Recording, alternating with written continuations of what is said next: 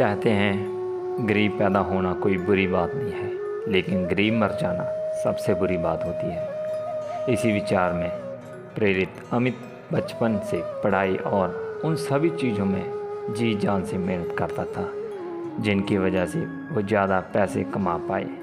उसने अपना पूरा बचपन गरीबी और आवश्यक चीज़ों की कमी में गुजारा था, लेकिन वो हार मानने वालों में से नहीं था।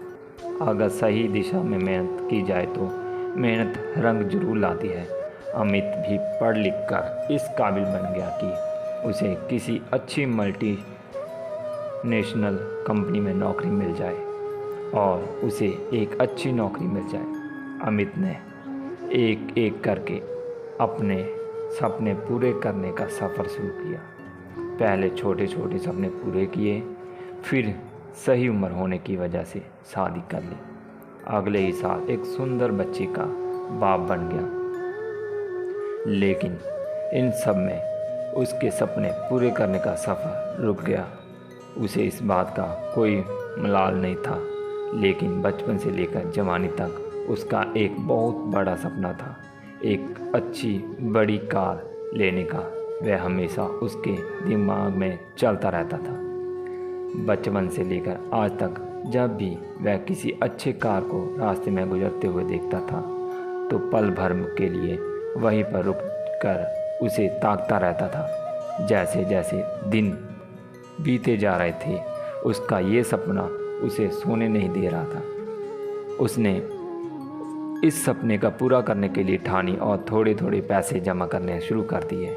कुछ वर्षों में उसने इतने पैसे जमा कर लिए कि वह अपने सपनों की कार ले सके, और एक दिन वह सारे पैसे समेटकर उस कार को अपने घर पर ले आया।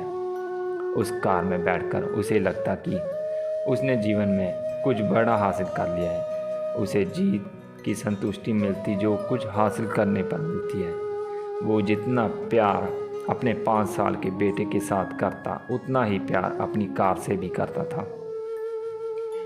हर दिन खुद अपने हाथों से कार को धोता और उसके पार्ट को अच्छे से चेक करता। एक दिन वो अपनी कार को धो रहा था, साथ में उसके 5 साल का बेटा भी कार के आगे पीछे खेल रहा था। अचानक उसे कोई आवाज़ सुनाई दी। उसने कार के उस तरफ जाकर देखा तो उसका बेटा कार पर पत्थर से खरोच रहा था। अमित को लगा जैसे उसका सर गुस्से से फट जाएगा। उसने बेटे को हाथ को काफ़ी ज़ोर से पकड़ा और उसे बुरा भला कहने लगा। बच्चा दर्द के मारे रोए जा रहा था, लेकिन अमित का गुस्सा शांत नहीं हो रहा था। 2-3 मिनट बाद जब उसने बच्चे का हाथ छोड़ा तो उसे समझ आया कि ज़्यादा ज़ोर से लगाने की वजह से बच्चे की हाथ की उंगली टूट गई है। जैसे ही अपनी गलती का एहसास हुआ, वह अपने बच्चों को लेकर अस्पताल ले आया। बच्चे की उंगली टूट जाने की वजह से प्लास्टर बांध दिया।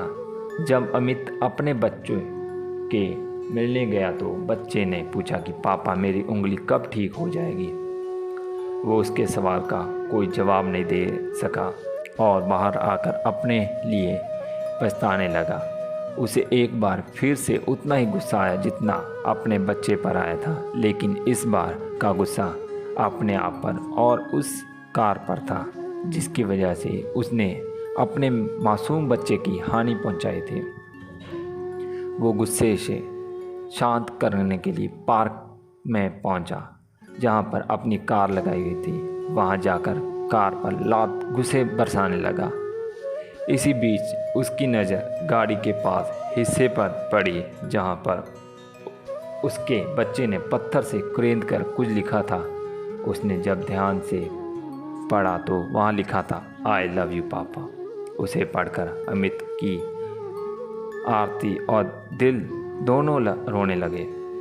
दोस्तों, आपको क्या लगता है ये कहानी सिर्फ अमित की है?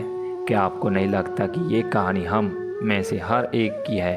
हम भी तो जीवन भर यही करते हैं। हम जीवन भर उन चीज़ों के पीछे भागते हैं जिनकी हमें चाहत है।